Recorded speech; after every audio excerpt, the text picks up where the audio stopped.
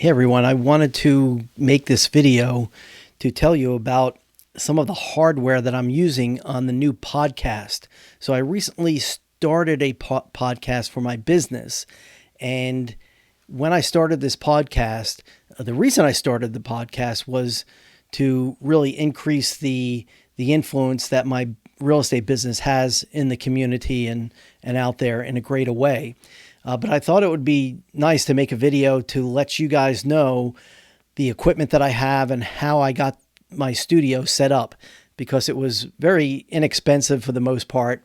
And I'm going to show you all the equipment that I have, and I'm going to be editing still photographs of some of the equipment that I have and my studio.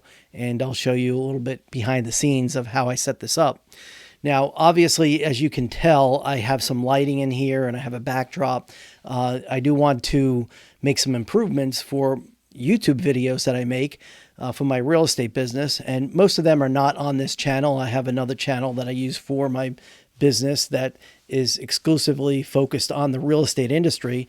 But my own personal channel, if you guys watch it, you see that there's a number of things on the channel, and real estate is a part of that, but not, doesn't dominate my personal channel. So some of the content on my YouTube channel includes high-tech gadgets and things like that. And I enjoy bringing you some content, and I'm getting great response. So just thank you for watching, and thank you for your questions. And I try to keep up with the comments and questions when I see them. And so keep them coming. I really appreciate the feedback that I'm getting. So regarding the podcast, this is going to be a very basic demonstration of what I needed to get the hardware set up. But for me to start the podcast, I decided to actually take a course. Now, I have a background. I've done audio work years ago, as well as video photography and whatnot. But when I decided that I wanted to start a podcast, I realized that there were just so many moving parts and more complexity than just knowing how to create audio sound files. So I took a course and I learned a lot, and there's a lot in order to plan, implement, launch, maintain, and keep that content coming in a podcast. So I'm just focused on the hardware that I'm using. So for this video, I want to tell you about the products that I bought, and I have a list of them here, and I'll be showing you photographs of each of these products. So let's start with the microphone. I'm going to lift this microphone up, and I may have to just, as I do it, I'll stop talking just so I can edit out any big noise that comes by doing this.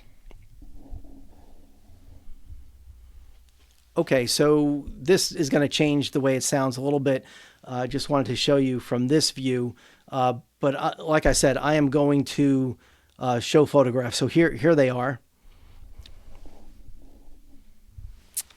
And the microphone is just down there. And by the way, the microphone just is right there, right off the out of the screen. So I'm pretty close to the microphone to get as good of a sound as I can for the equipment that I have. So this microphone is a Samson Q2U USB XLR dynamic microphone. And I decided to buy the kit. So the podcast course that I took, this guy, Pat Flynn, just made it really easy. He said, just get this, and you're up and running. So this was the microphone he suggested, or one very similar to it. It may have been a discontinued model in the course that he had, but this was like the next model or the similar model. So this Samson microphone, I bought it in a kit because along with the microphone, I really needed cable and a pop filter, foam. But this also came with an additional windscreen. So for $85, I bought the microphone and got a few other pieces of equipment that came with it.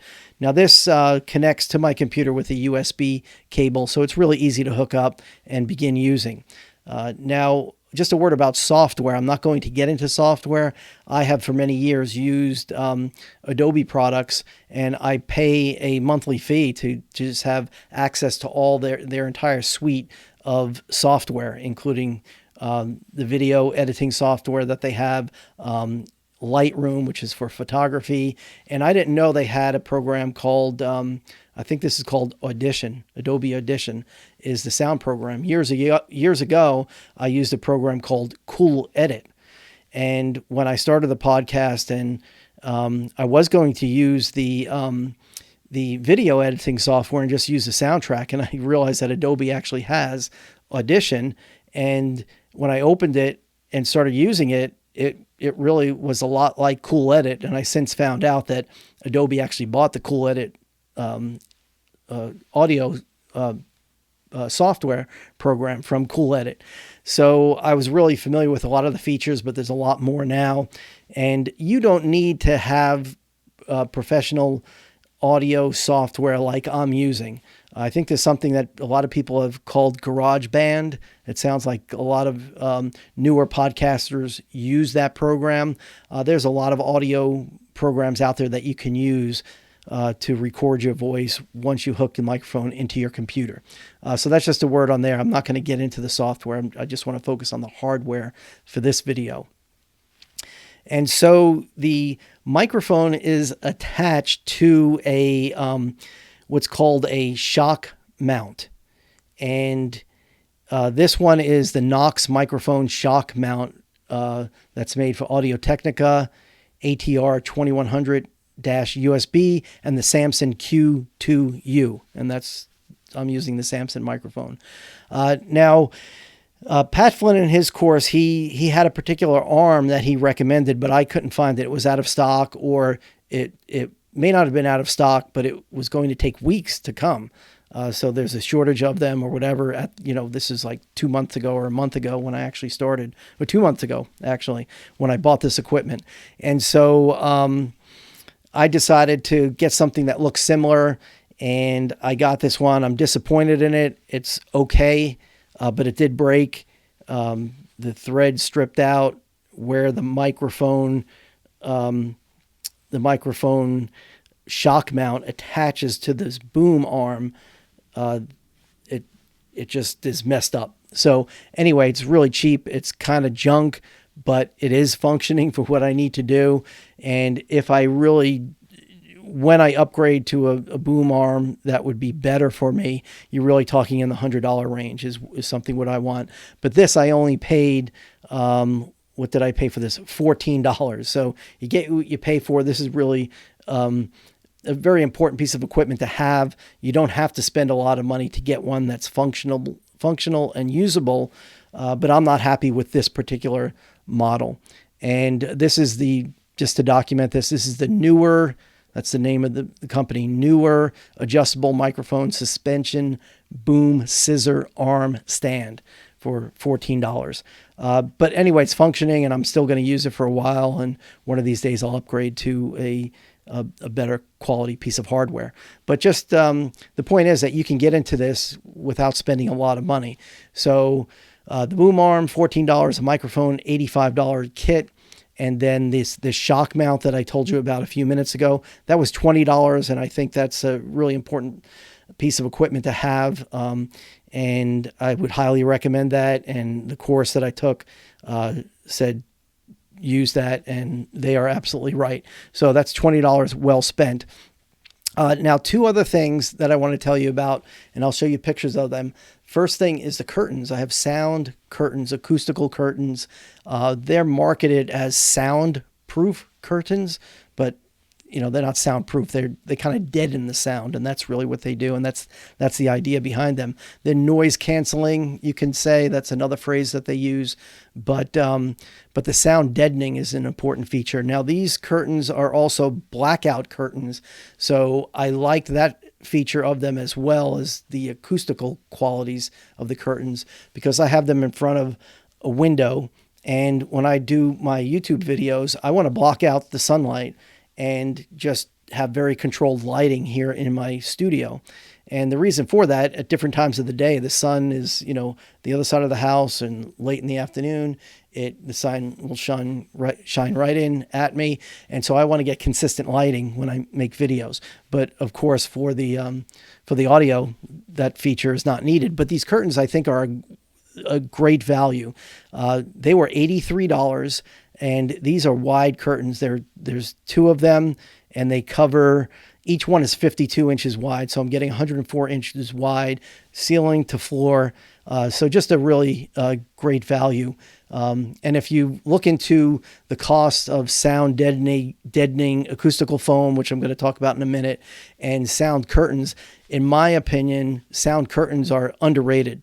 I've used them years ago in another studio that I built, and I had a lot of sound curtains in the studio and just outside the door, and the way it deadened the sound was incredible.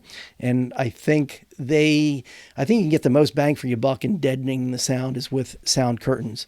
Again, that's my opinion. I don't have any technical data to really back up what I just said, but that's just my experience. Now, let's talk about acoustical foam. So what I bought was a package of this acoustical foam. This is a 12-pack. And I don't really see, Silas 12-pack acoustical panels. So these are 1 square foot, 12 inches by 12 inches, and 1 inch thick. So these are like the cheapest ones you can get, basically. I paid $20 for 12 of these, and I just kind of have them around, and I'll edit some pictures in here so you can see what I've done.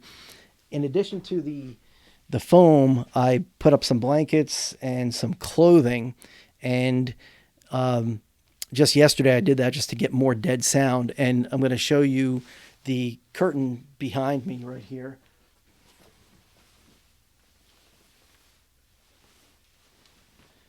That's just a black backdrop made specifically for photography and video work.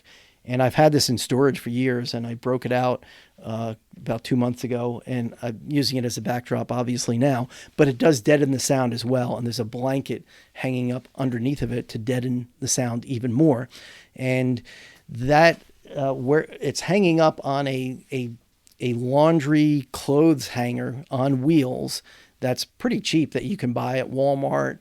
You can get them in Amazon. And I had it in the laundry room, and I brought it in here just to throw that over and create a backdrop. So that's what I'm using now. And when I record my podcast, I take the backdrop and put it just beside me right here on this side of my desk.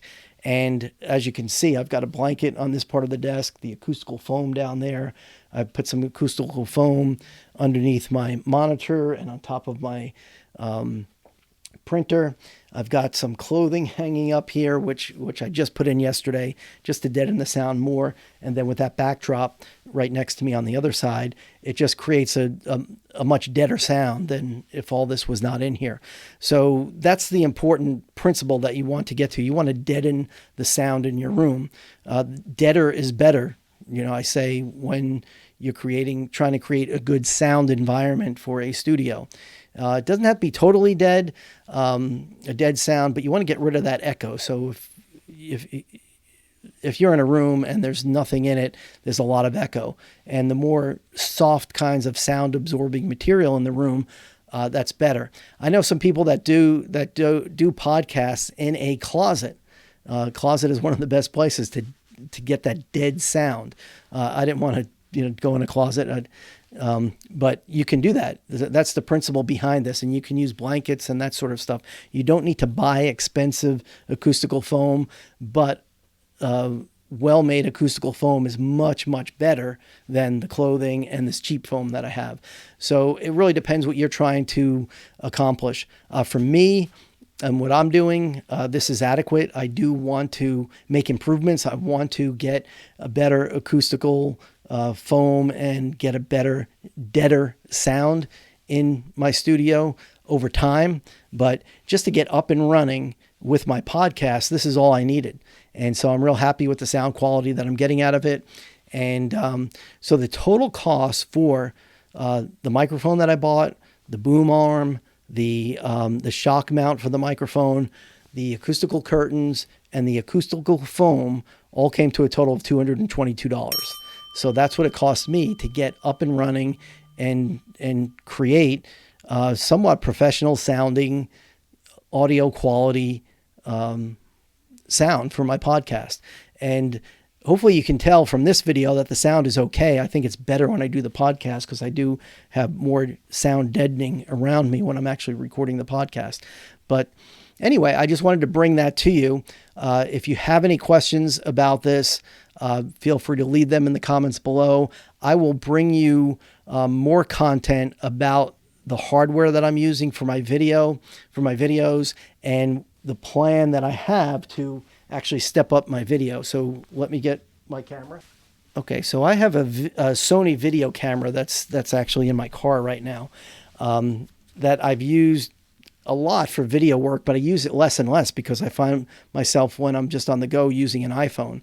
But I also enjoy photography, and I have this camera. This is a Rebel T3i. It's an older model, but it's great, and it's not a full frame camera. You don't need a full frame camera to get great pictures.